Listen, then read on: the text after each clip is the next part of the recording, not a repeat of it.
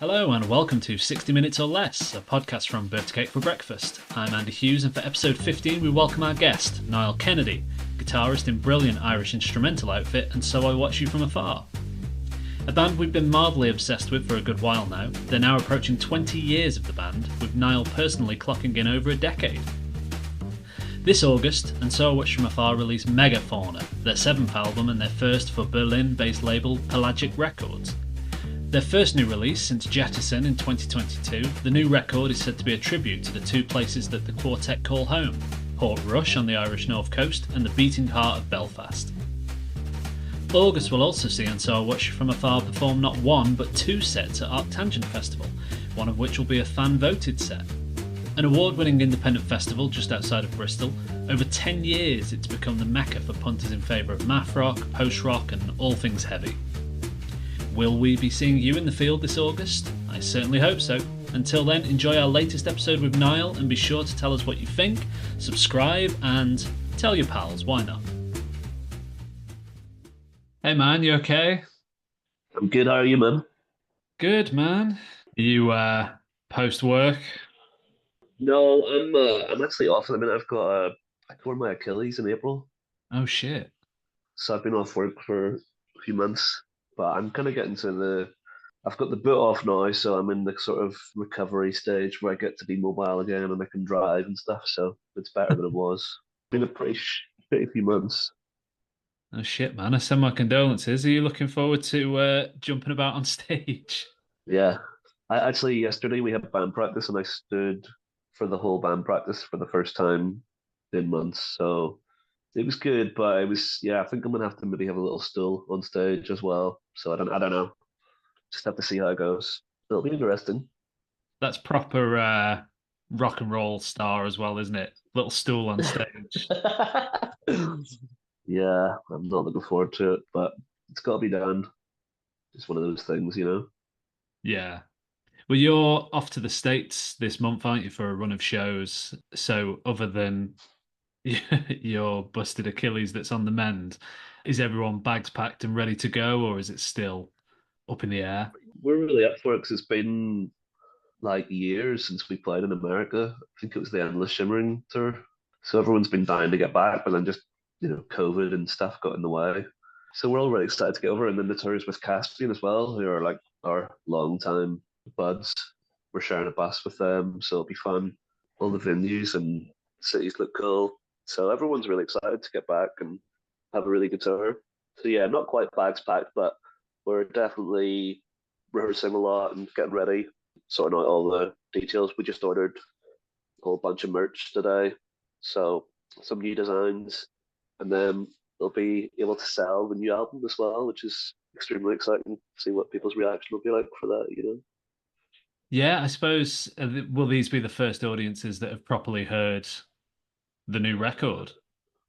Yeah, we've been sort of playing bits and pieces for a few different crowds on the lead up, and we had before we went into the studio, we like invited like loads of family and friends around to our rehearsal room, and we did like a show in there, very sweaty show, and played sort of the album through because we just wanted to like get a reaction from some people on like last minute before we went into the studio. Is there anything that we're like, needs change, needs changed, or is like a bit strange or anything? But it was overwhelmingly positive. And then the next week we went into the studio and recorded it.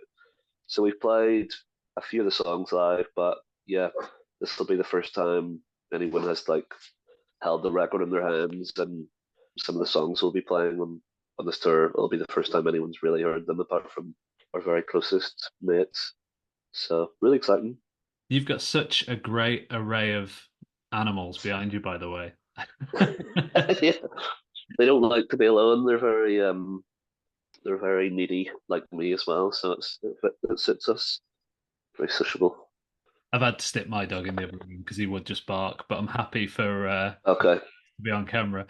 So when you're like, setting yourself up for a run of US shows or wherever, does that differ much to doing like an EU run or a festival run? Because obviously the States is so massive. Is it something that you have to kind of prepare for other than the usual stuff? Yeah, I mean, I suppose. the big difference this time with America is this will be our first bus tour in America.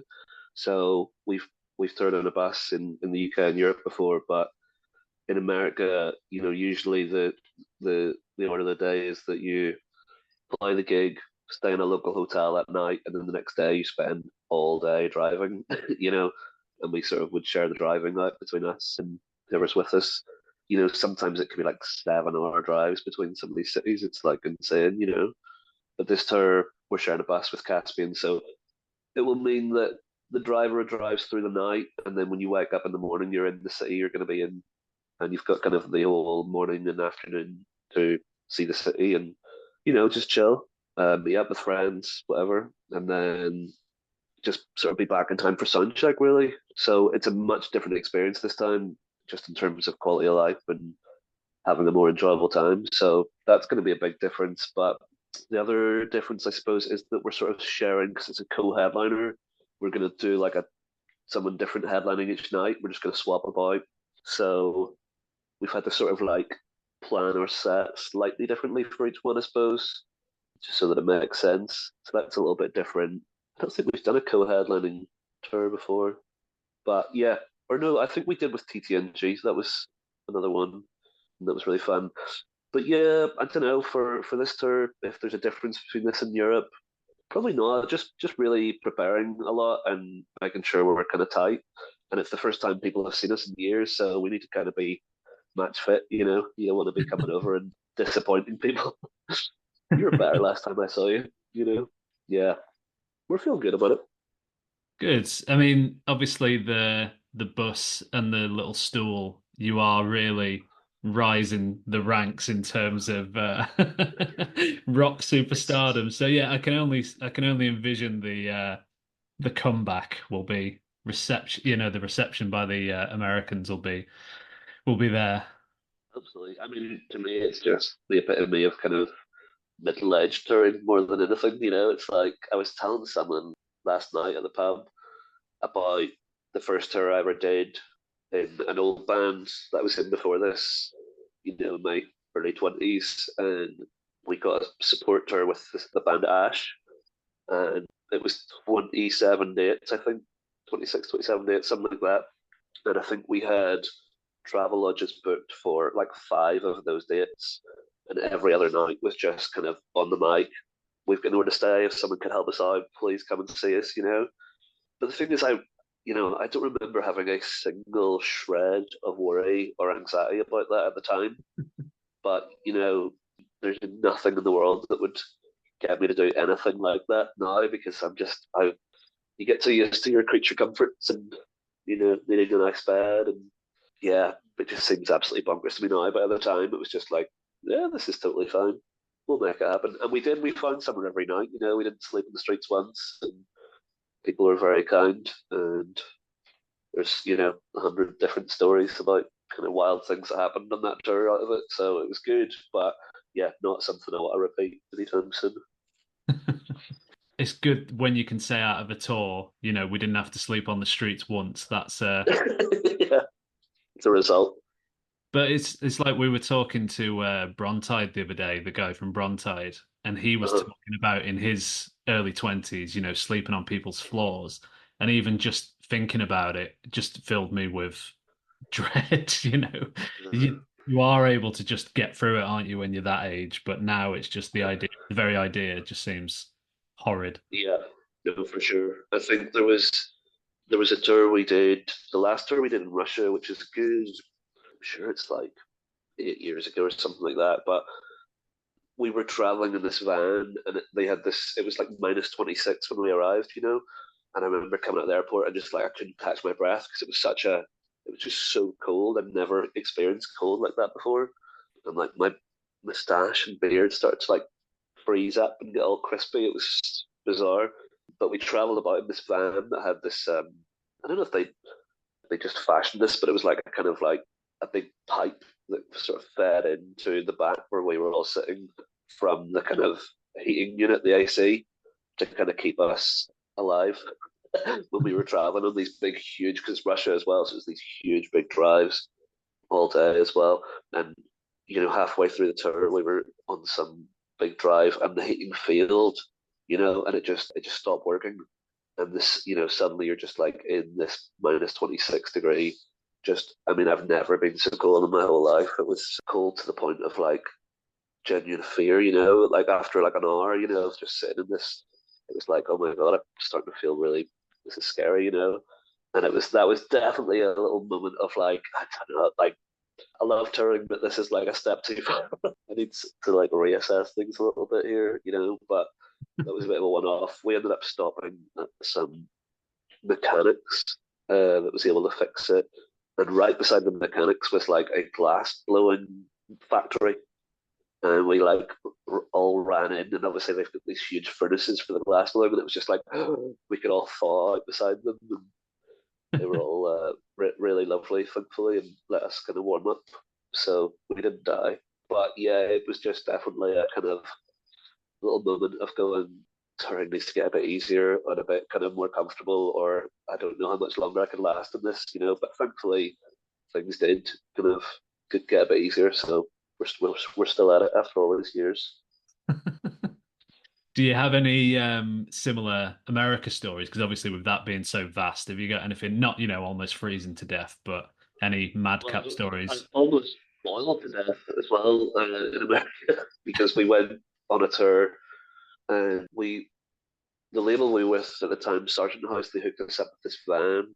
It's called an Econo van. It's the same van we've toured in every time, like different variations of that van, but it's always the same type of van. It's got these kind of four big benches, which are great, so you can lie down and sleep on them, and then two seats up front, and you can pull a trailer. It's fine for touring, but the one that they sort of saw with this year, this is like, yeah, probably 9 or 10 years ago. It was an ex-prison van that they used to transport prisoners. So what that meant was that it could only be opened from the outside. So like the passenger in the front or the driver had to get out and then open the side so that whoever was in the back could get out, which was fine, except that this one day when we were in Arizona, I had fallen asleep in the back of the van, and then the boys had all stopped to like go to the petrol station and get some drinks and stuff, and just left me sleeping in the back, not realizing that once the AC goes off, it just, it's like crazy hot in Arizona.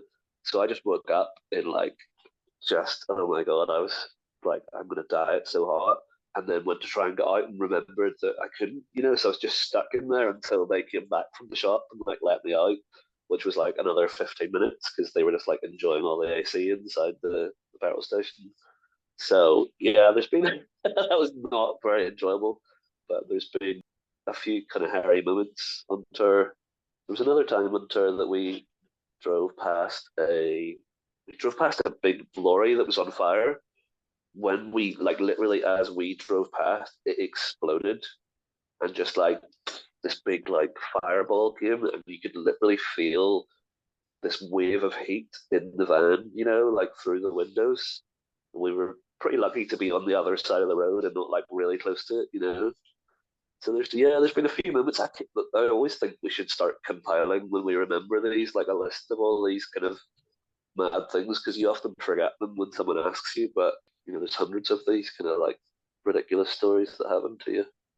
But luckily, nothing too serious so far. Always with the caveat that at least you haven't died. Yeah, so far is the thing. There's still plenty of time, but So on the, in contrast to that, you mentioned it before, but touring and going to these far off places like playing shows in Russia and such, it seems to be such an essential part of the experience with you guys as a band. So how was it during that period during the pandemic where you were pretty much all grounded and stuck in one spot? Was that not just, not being able to do things socially, but as a band, not being able to get out there and play to people? How was that? I definitely, at the start, I remember on the day that the pandemic sort of stopped everything for the band. We actually had an Irish tour booked, and we had the van packed, and us and sort of three members crew that we had with us. We all stopped and we said, let's before we go pack the van, let's stop at Niall's house and we'll go for a cup of tea and just have a bit of a chat, because things were kind of like ramping up a bit with COVID. And it was just a kind of like, is everyone feeling happy about this tour? Because things are a bit sketchy, and we just want to make sure everyone is being considered and feels like they're able to voice their concerns if they're a bit worried. And we just had a bit of a chat back and forth, and I was kind of on the fence, like, I don't know really how I feel about it. Chris was really like, let's just go, it'll be fine, like nothing to worry about. And Rory was a bit more like starting to feel a wee bit worried about things. And then this tweet came through from Leo Varadkar, who was the Irish guy in charge at that point. He just said all live music now banned in Ireland, so he made the decision for us. It was like, wow, and I remember at the time thinking, God, this might last a couple of months, this could be this could be serious. And then as the months kind of went on, I had this kind of existential crisis of like, who am I without the band? It's all I've done for like 15, 16 years, because I did music before I was in so much from Afar, and I was full time then as well. So, I haven't had a normal job in a long time, and my identity is really wrapped up in Niall, who plays guitar in the band, and that's who I am. And I kind of had this total sort of like, what is the purpose of my life without this? Once it started to get into this sort of 6 month period of like nothing, it was like, what am I supposed to do? I was, we were my fiance at the time, who's now my wife, we were wanting to get married and buy a house and all this sort of stuff. And I ended up just started looking for jobs that were available, and I found this job the job title was wellbeing officer, and I thought this is really interesting. That sounds like a job title I can get behind. I have no idea what it is, but let's investigate. And it ended up being this job in the kind of social care setting of going out to people's homes and looking after people that had dementia. I ended up like really loving the work, really loved all my clients and had a great time. And I did that for a year, and I was able to apply for the mortgage through that job and everything. And, that was great. And we ended up getting a house. And, since then, I moved into working in children's residential homes. And then, during lockdown, I went back and got my A levels and applied to university and got in. And I'm like studying a degree in social work now as well. So it's been a huge, huge change in my life, from through COVID.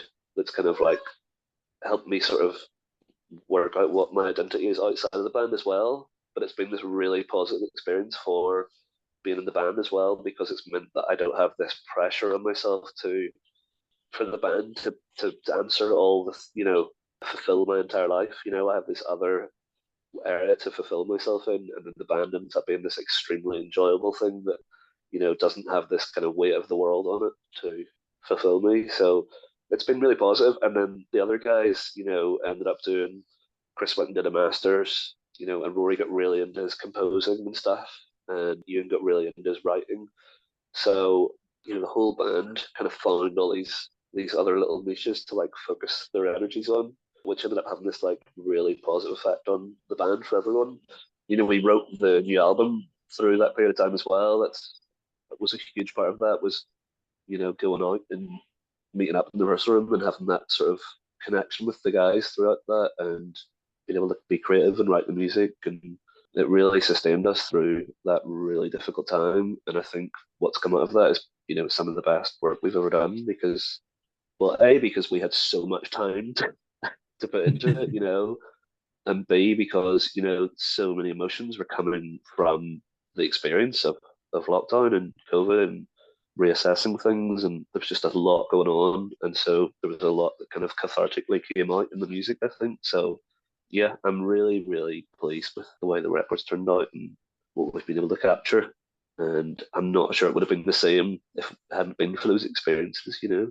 So as much as COVID was a horrific, awful thing, I suppose there's stuff that's come out of it that's been, in a way, transformative and good in a way. So yeah, it's a strange one to think about. It's obviously had a really positive outcome though for all four of you, and you've always seemed like a band who were so tight knit, almost like a family. In Ewan and Rory's case, obviously, actual family. Yeah. So, do you think that it was because of that experience, it was just able to give you such focus, and coming together, you were able to establish what it was that you wanted from the band in a way? Yeah, I think, and we also got, like we've lived together for years before we sort of met our wives and things like that. We used to live together, tour together, socialize together. So we've always been very tight. But I think that our communication has improved a lot over that in more recent years and over COVID and stuff.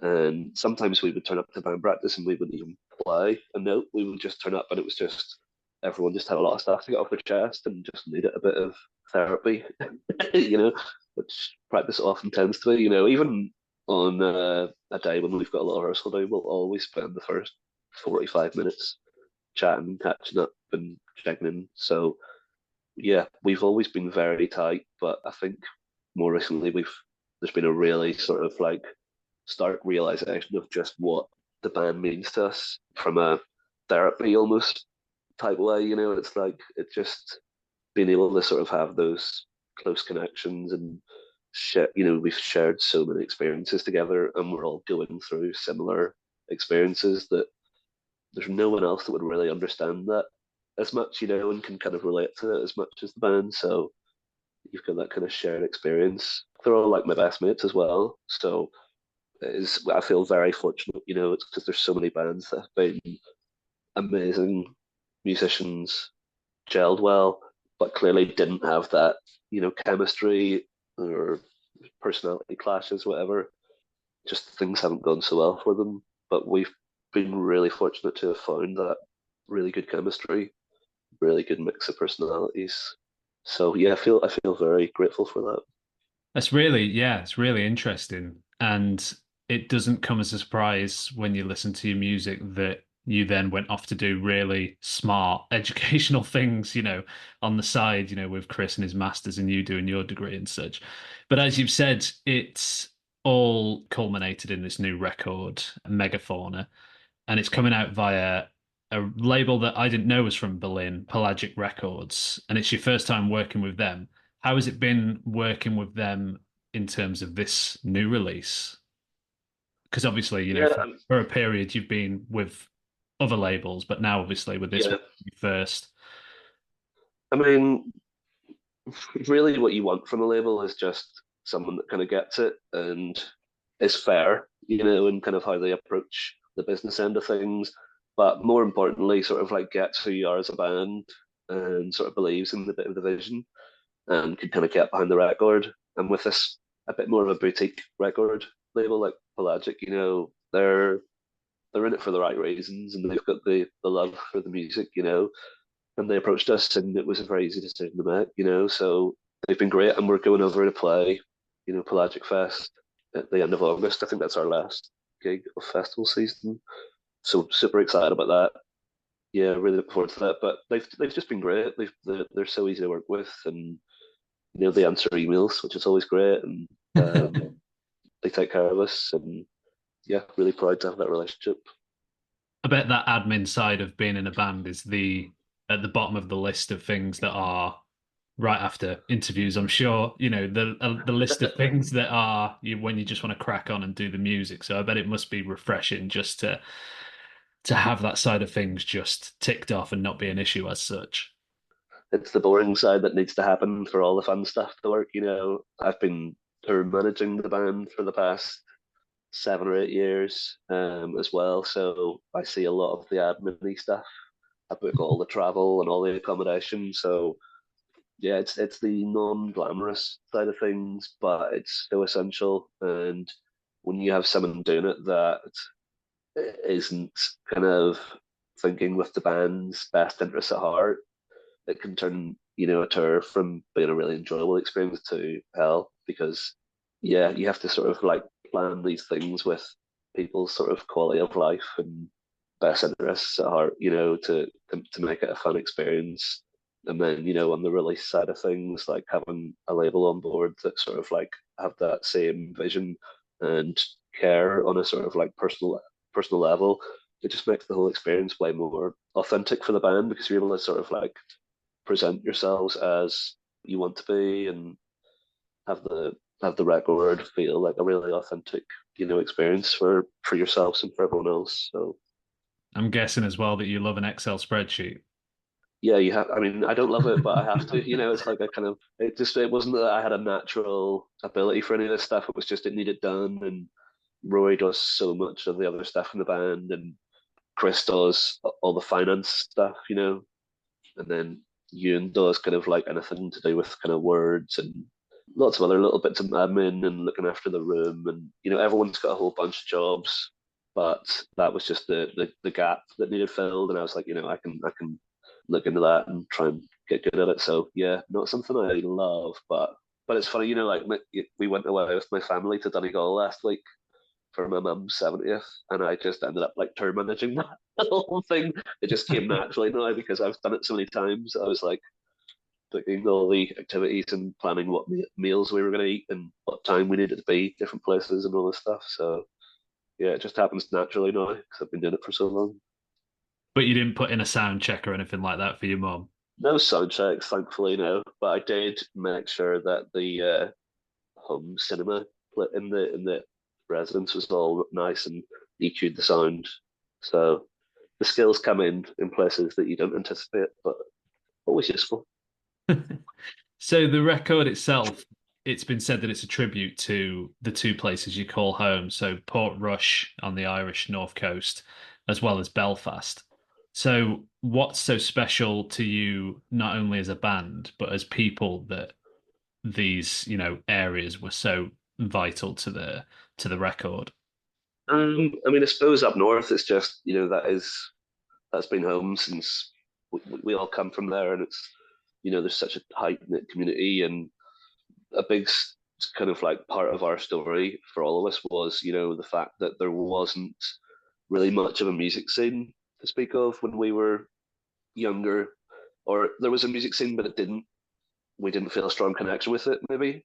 And we kind of like made our own, in a way. And there was a local venue in Portrush called the Atlantic that kind of like just partnered up with us and kind of let us do our own thing. And we put on gigs and festivals and, multiple day festivals and stuff. And we were raised in that place, there was so many nights in there that that just sort of like were such big stories in the band's history, and sort of like that's where we came up, and we always kept coming back. The place unfortunately was sold last year, so it was a bit of a sad ending to that. So, I suppose that was a big part of this sort of like thinking for this album was paying tribute to places like the Atlantic and all those characters that were sort of larger than life to us that came out from there, people that have had these huge sort of impacts on our lives, and there's these sort of huge, larger than life characters. Hence the kind of like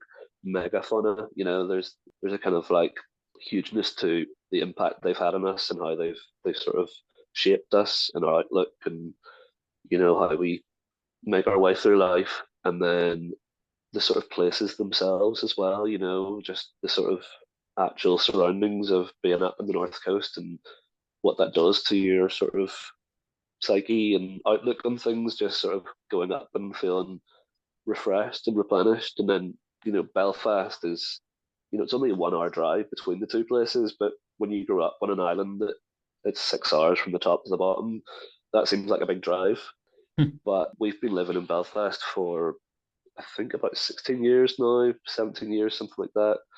So it's kind of home here as well, So it's the two homes, and when we sort of had that scene in Portrush, we sort of transplanted up to Belfast with it and brought this kind of community vibe to it, and I wouldn't want to sort of like blow our own trumpets too much or talk too much about the impact we had on Belfast or anything like that. But I remember speaking to guys that were in bands that were in Belfast before we landed up, and there was a bit of a feeling of competitiveness, about like trying to beat this other band to get this support slot or trash them a bit in the local press or whatever, silly infighting type stuff.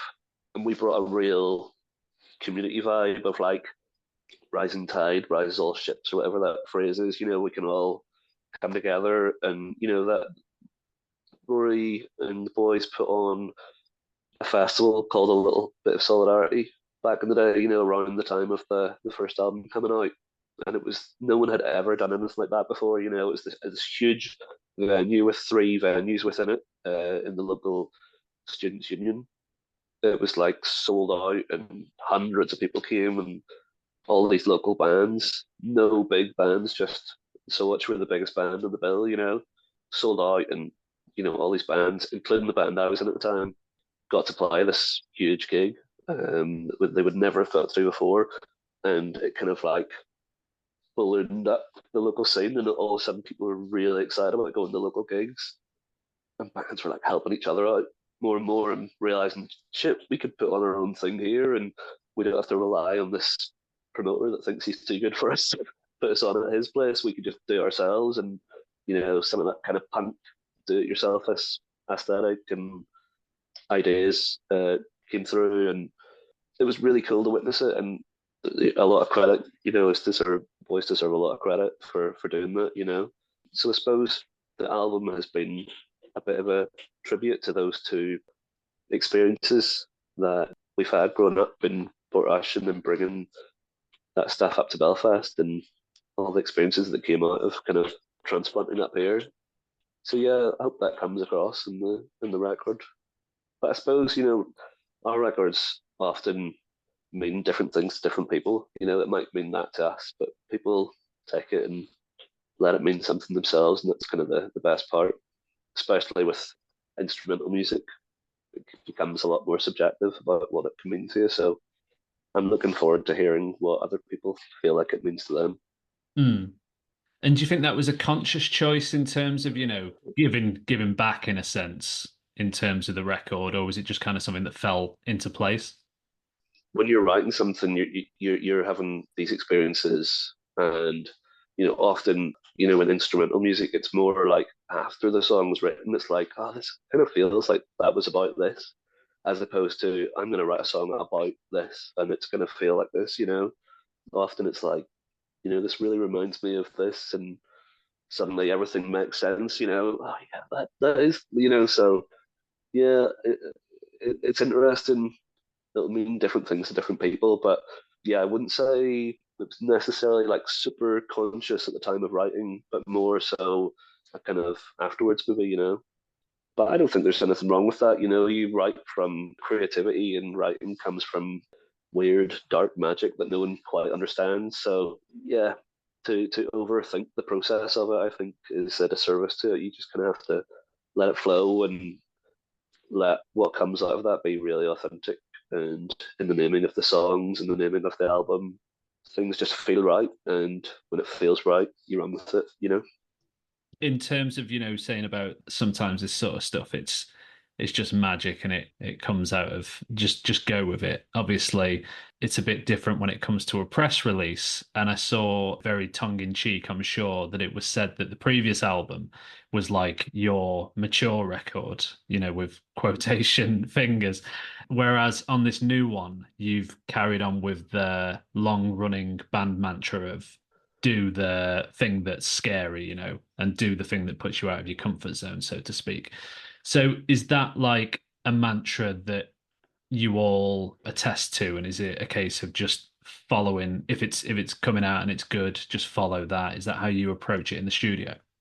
Yeah, pretty much. It's basically a bit of a test that is used at moments of indecisiveness, about which path to go down, or decisions about even picking the running order of sets and set lists, or like adding in a new song in. It's like, well, what's the kind of exciting, scary option?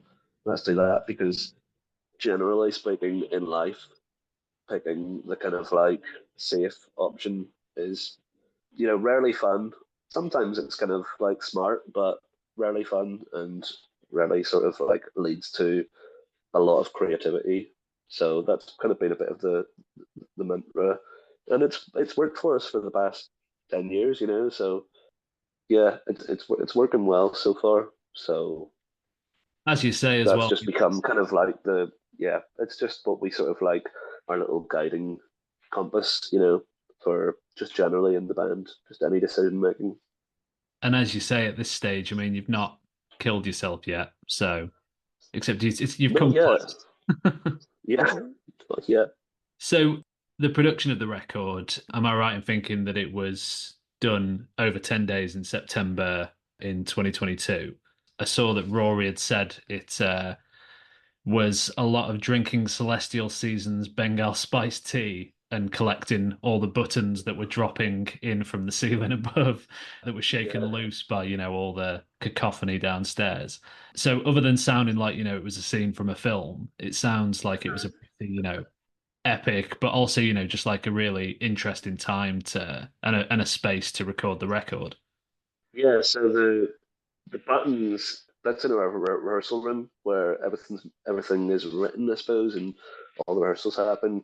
And that is an old linen factory from Victorian times in Belfast, but now is used as sort of, I mean, it's a big kind of warehousey type place, and there's a whole bunch of rooms in it, and there's like photography places, and there's a chocolatier, and there's a gym, and there's a jewelry person and a pottery person, all sorts of stuff. And we just happen to have a rehearsal room at the far end of it. Yeah, when we moved over there a few years ago, it was just before lockdown actually. We started rehearsing, and these buttons just would appear, just like coming out of the roof, and we would just gather them up. So now we've got a big giant jar full of them. There's a song on the new record called Button Days that sort of alludes to that, because I don't know, it was just always so interesting to be rehearsing, and then this button that probably no one had seen or touched in 100 years just falling out of the being shaken loose and falling out of the roof and onto Chris's snare drum and or whatever. It just inspired a lot of interesting chats and stuff, and a bit of creativity in the room. So everything was written in East Belfast, and then when we recorded, we went up to Attica in Donegal to a guy called Tommy's place and recorded up there. All pretty quick, yeah, 10 days. That was recording and all the mixing as well, pretty much. I think we went back for a couple of days here and there to sort of touch up a couple of little things, but pretty fast. I mean, the album is really live. It's there's not a whole lot of, even though there's some keys and some strings and stuff on it, there's very little in the way of like production-y tricks and effects and things. It's all pretty much like what it sounds like in the room, what it sounds like on the record.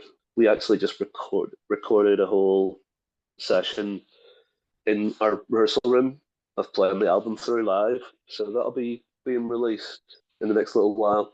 And we had thought, we get the kind of strings and keyboards and stuff in, but we decided to just go with the completely, it's a bit of a kind of fly on the wall of us in rehearsal room. We didn't even fix up the room. We didn't even decorate the place or anything. It's just like all our cases and amps and stuff everywhere. We're just having a normal rehearsal, and it really didn't change a thing. Just put some mics in the room and got our friend in the record. So yeah, it's very live, very authentic, and I think you'll hear that on the record. And then when you see it live, you'll see that there's not much else going on. Yeah, really excited about it. I like the idea in this session that you're recording as well, just being absolutely showered by buttons pinging off the Yeah, ceiling. it's totally bizarre, and it just started happening, and we thought we were imagining it, at the start, and then it all made sense. Of course, it's an old linen mill. Yeah, totally bizarre. So obviously the fans in America get to pick up the record when you're over there, and they'll be hearing a lot more of it as well. This year you're playing ArcTanGent Festival in the UK as they celebrate 10 years of the festival itself. You've been there as a band so many times, and I'm fairly certain you played the first one as well. So do you have much in the way of memories of that festival? It just seems like such a outpouring for the sort of music that you guys make. You know what? Not really, because I don't know. It's just always such a good time. It's Hmm. always so fun, and we usually always get completely hammered at it as well because there's so many friends at it. And it just turns into a very messy evening. But it's just always so great. It's like the festival that we look forward to more than anything, any other festival. It's like a high point in the year, and to have been going every year for so long, yeah, we're just amongst friends when we go. Yeah, no no standout memories. I mean, they just, what can you say? Just amazing gigs with amazing crowds. You know, like that's the memory really. And they've just gotten better and better every year in terms of memories. The only thing I can think is the last time at the time, maybe not last time, at the time before, we went out to play, and some like guy helped put out the pedal boards, I think, because we were sort of like tight on time. And he put Rory's board down, and then for some reason he started like pulling out some of the leads. I don't know what he was thinking. Like maybe he just thought he could rewire it in a better way or something. But it was like, we're on stage in like 8 minutes or something, and I'm just like walking back to like be off stage and just looking and just doing, what the hell? And I had to like get Rory to run over and be like, what are you doing? And like replug it like all in. That's like a funny memory that springs to mind, but it's completely irrelevant to probably what you were looking for. But that's just like a funny memory. Oh no, I'll tell you a great one. This is actually really good because this is just last year. We had like a big intro, playing the main stage, practice the set loads, and we had this big kind of like rumbly intro. And then it was all queued up, and Chris plays with his in ears, so that he hears stuff that no one else does. And then our team up at the front of the house, we got Brian on sound and Amy on the lights. They have the same in ears, so when Chris hits this pad, it like creates this sound out the front, and then there's a sound on another track within that pad that only Amy, Brian, and Chris hear. That is like a cue for this big lights go down and something else happens. We're all like backstage just about to go on, and the big rumbly sound is cued. And then the next thing you just hear Rory's voice coming out of the front house to everyone. And cue in 10, 9. We're just like, no! But like Brian had like rerouted the sound accidentally to go to front of house instead of just being the in ears. It was just the most cringe-inducing moment of our lives. But I'm sure there's a good portion of that crowd that just thought it was intentional and was kind of like a funny countdown that we put on the track. But it was definitely not meant to be heard by anyone. God. It was it was so cringy at the start, and then it was like, well, we can't do anything to change it because it's literally nothing we can do. So we just had to roll with it and laugh and go on. And the rest of the show was epic, so that sort of made up for it. But just in that moment when you just heard the big and Q in 10, it was just like, oh, you want the ground to swallow you up.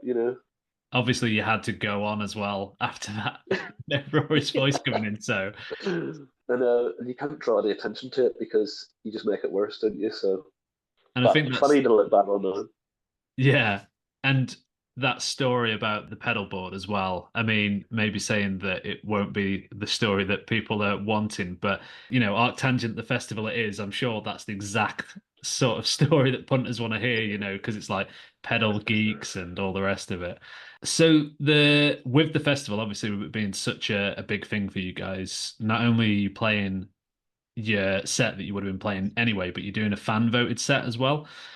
Has it been overwhelming with the response? And was there a part of you that was wary of putting it out there just in case people put like every song be a 10-minute epic that's going to be nuts just to Yeah, rehearse and. yeah, because they came to us with the idea, and I was like, "This is awesome. This is great." I think the boys were a bit kind of scared of what happened. Yeah, what happens if they pick all B sides and stuff we haven't played in 10 years? But what ended up happening, which is, as you'd imagine, is just all the biggest songs we have played over the years basically are picked. There's no real curveballs to speak of. And there's a couple of songs that we're like, oh, that's interesting that that didn't make it through. But it'll be great to just play the stuff that everyone wants to hear. I think it's a great idea. So yeah, initially it was like, oh, should we say it's you can pick from the entire catalog, or should we limit it and say you can just only pick from the stuff? But I was like, you just gotta say everything. It defeats the purpose if you don't. But the way it worked out was it basically ended up being just all the biggest songs over the years. So yeah, it's gonna be that's just gonna be fun. That's just gonna be so much fun. And then yeah, we're gonna play again on the Saturday as well. Yeah, did this come out before ArcTanGent? I was going to say it's probably going to be before. I know you've got something special planned. Maybe we'll Well, discuss when we end. But yeah, probably late July, I think. I'll not say this in case I get my wrist slapped. So I'll just leave it at it's going to be exciting. We'll pick that one up afterwards. But in terms of, looking back with the festival set and you going back over the years and, what it could have been B-sides and such, as a band, and so I watch you approaching 20 years and it's well over a decade for you personally as well. So I read that when you started out, it was, as you said before, you and Rory and the other lads were mates anyway, and it just emanated from conversations you were having with Rory about playing together and such. Was it ever something that you thought about that you're going to be in the band, 12, 13 years in the future? And was it ever something that you'd considered prior to joining or? Definitely not. Not nothing I'd ever considered because the music I was playing before I was in the band was, I was kind of a vocalist and rhythm guitar guy, in this kind of like cocky pop rock band. Whereas like the boys were, we were best mates and lived together and stuff and everything, and we'd come up playing at the same band nights and stuff, like I was saying. But I never saw myself as in the same ballpark or the same type of genre. Or when I joined the band, I had to download the albums off Pirate Bay because I didn't own any of them. So I wasn't like I was like their hugest fan from a friend point of view, but I wasn't like a diehard and so watch you from afar music fan. But like everything Rory writes is fucking cool. So I always would have listened to their demos and heard all these songs beforehand and given my 2 cents on it and stuff. So I've always been involved. I did a whole bunch of tours with them before I was in the band and just did like guitar tech stuff, just earn a bit of money and have a bit of fun on tour. So I was kind of familiar with the inner workings, as it were. But yeah, I remember when he phoned me and said, "Did I want to play guitar?" My first thought was like, "Oh, I'm going to be like that dude in Biffy, is it Mike Fenner? Yeah. That like sort of he's at the back, like sort of almost behind the amps, just filling out the sound." I was like, "Oh, cool, that sounds great." Because my band at the time had been split up for about a year, and I was kind of like doing a bit of solo stuff and just kind of working in my own little home studio and not really playing live at all. So I was like, "Oh, get to play live, cool." And then the phone call sort of progressed, and we was like, "I know it's like the other guys left, so you'd be sort of like taking his role." And I was like, "Oh, right, okay, well, interesting." 11 days later, I was playing my first show in Dublin. Very rough, and my fingers, I hadn't, like I said, I was only playing sort of rhythm before that, so I thought I had calluses on my fingers, but I didn't have calluses on my fingers. I had to remake those, and they kind of bled and were all fucked up, and then eventually sort of recalloused. But it was total baptism by fire. It was in at the deep end, and that first gig was 11 days later, and it was so much material to learn in the space of those 11 days. And I think we only had like 3 or 4 rehearsals. They were in the studio at the time, I think. I was just at home, like I say, downloading the albums on Pirate Bay and then trying to learn them. And then Roy would get home from the studio that night, and I would have like learned his part instead of the other part, and I'd be like, start again, and stuff like that. And so yeah, first gig in Dublin 11 days later, and then I think another few days after that, or a week after that, out on a 7 week tour in Europe. So it was madness at the start, but I could have never imagined how long it would last. And at that age, you just kind of like go with the flow, don't you? You don't really think about the future too much. But as it's gone on, I can't imagine not playing in the band. And if the band did stop for whatever reason, the friendships would all be the exact same because we've been lifelong friends, at this point. So it's like the element would never stop anyway. So it's just become sort of normal life, to have the band. I love that as well, having to download the songs of Pirate Bay because I'm sure you're not the first person that's had to do that. It's just such a funny way of dealing with things, isn't it? Yeah, I mean, there was no other option. There was nothing around. I mean, who had money in those days to buy records anyway? I was in the dole, so. But I always came down to the gigs, always supported my mates, but I wasn't going to the merch stand to buy the records. But it worked out. It's grand. Don't have to buy them anymore. I can just get them for free now. So it's good. That's great, Niall. Thanks very much. Pleasure. Thanks for having me. Oh, absolutely, yeah. And as we've cut off the podcast portion of it, yeah. So Saturday then.